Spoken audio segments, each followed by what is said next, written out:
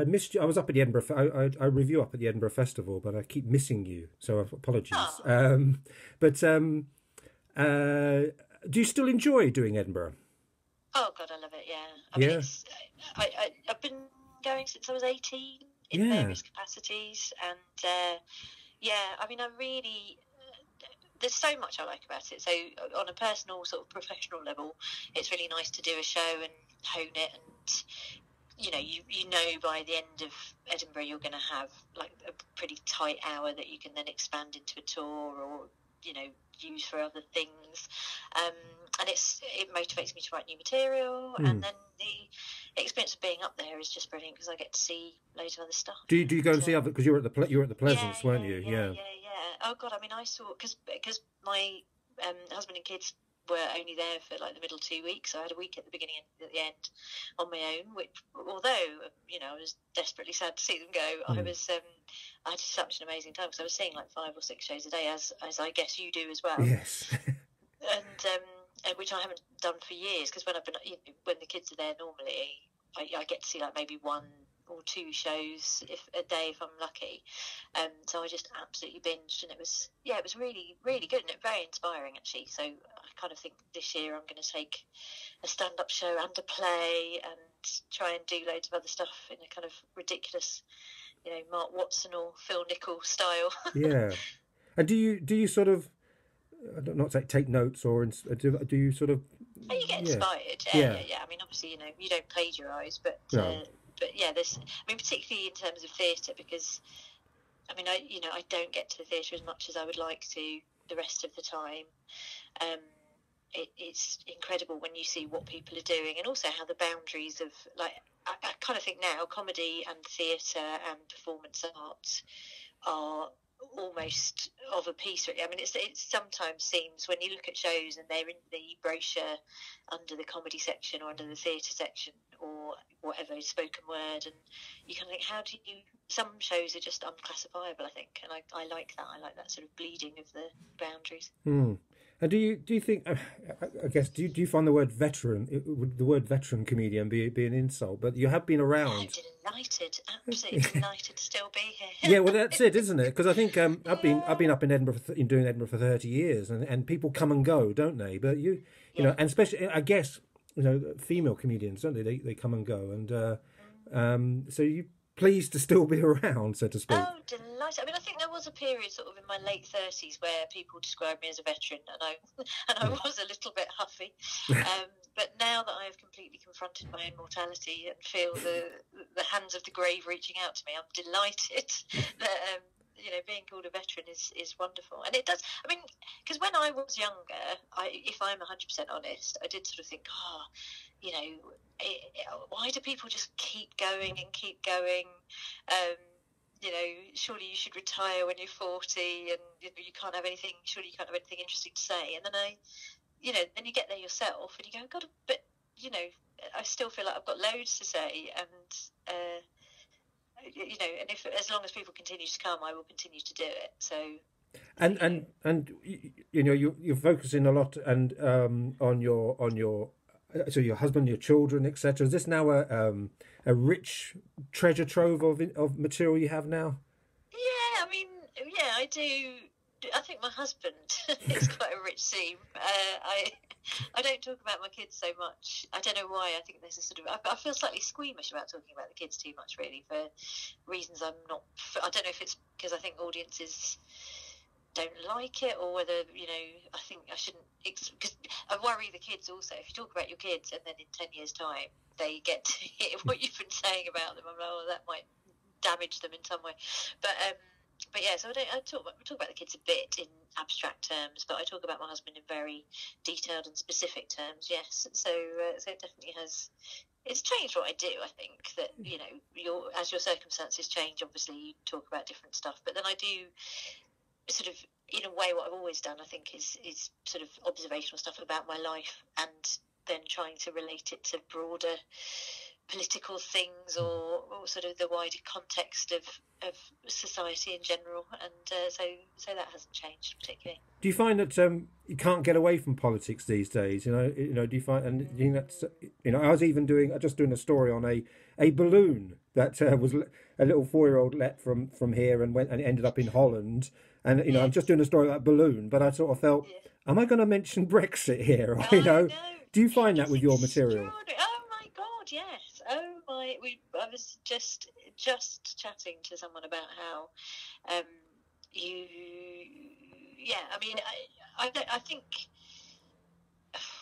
I mean, Brexit is, there are certain things like Brexit and Trump that are almost impossible to avoid talking about, but equally in my shows I try to avoid dwelling on them, because I think unless you have something incredibly insightful, fresh, or passionate to say, then there's no point doing kind of lazy jokes about Brexit or about Trump. But yeah, I mean, definitely everything.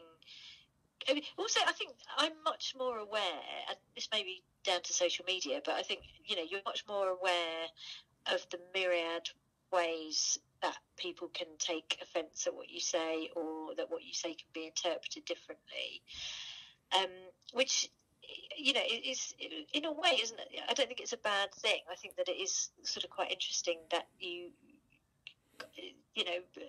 points of view that might previously have been considered quite marginal or extreme, that you now get to hear those a lot more.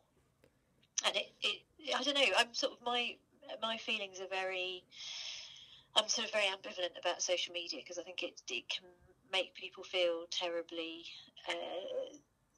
sort of self-righteous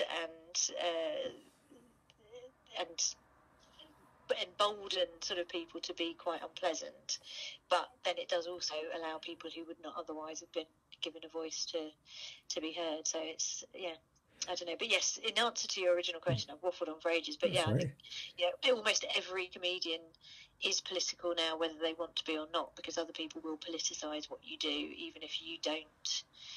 And what about to do that yourself?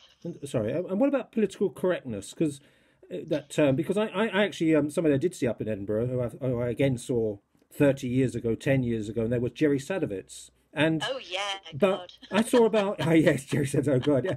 But I think at least 5 people walked out, and somebody at the assembly rooms told me they had to have staff on the doors checking his act because of the number of complaints. And I thought that wouldn't have happened 10 years ago, or indeed when I saw him, 30 years ago. And I just wondered. Well, I shared a venue with him in 2004. Right. And I mean, I think that.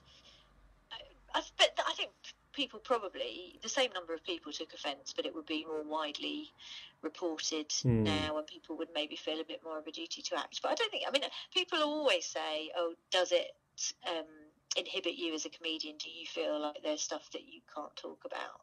And I definitely don't self-censor, and I don't think, because you sort of, when you have been doing comedy for 150 years, like I have, you just realise, of course, you will always give offence, and I have always given offence in ways that I would never have expected. So there's no point trying to tailor what you do to what you believe the current sensibilities of the audience are, because you'll get it wrong anyway.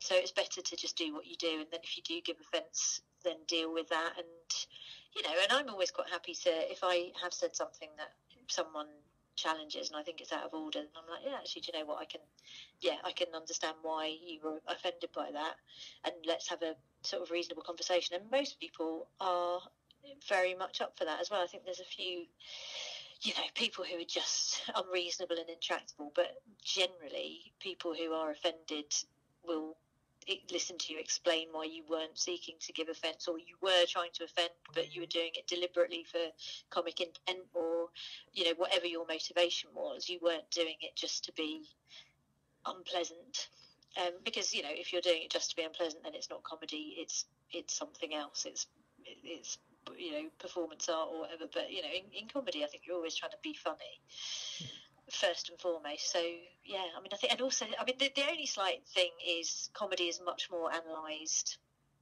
and discussed and picked apart than it used to be. And I think, you know, that can be really excruciating when you say something off the top of your head, or, you know, you make a remark that is, you know, you are intending to be funny, but it misfires somehow, and then you see it picked apart, and nothing kills a joke quicker than being examined and dissected. So yeah, so there is that. And finally, you enjoy touring, and you're looking forward to coming to Harlow Playhouse?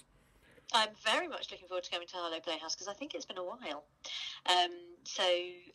Yes, in fact, I think the last time I was at Harlow Playhouse was with Phil Jupitus, where we were doing sort of preview material, and I think I've got the feeling he may have done an impersonation of a bear.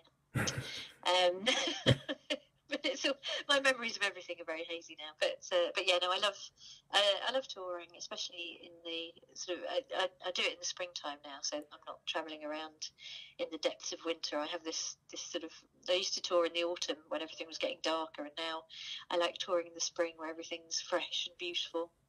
And yes, and I shall look forward to having I kind of enjoy just sort of having a day to myself, pottering around in places now, because I only do like 1 or 2 dates a week normally, so that, you know, I'm not away from the kids too much. So it is like a little treat for me. I'll go and have a cream tea somewhere and potter around the charity shops. So that's what I'm looking forward to, and the gig, of course. Lovely. Well, thank you. I look forward to seeing you, Lucy, and thank you very much for your time. Appreciate that. Yeah, well, do come along if you can. I will do. That'd be lovely. Well, I'll say hi then. Lovely. Thank you very much. Cheers, my love. Cheers.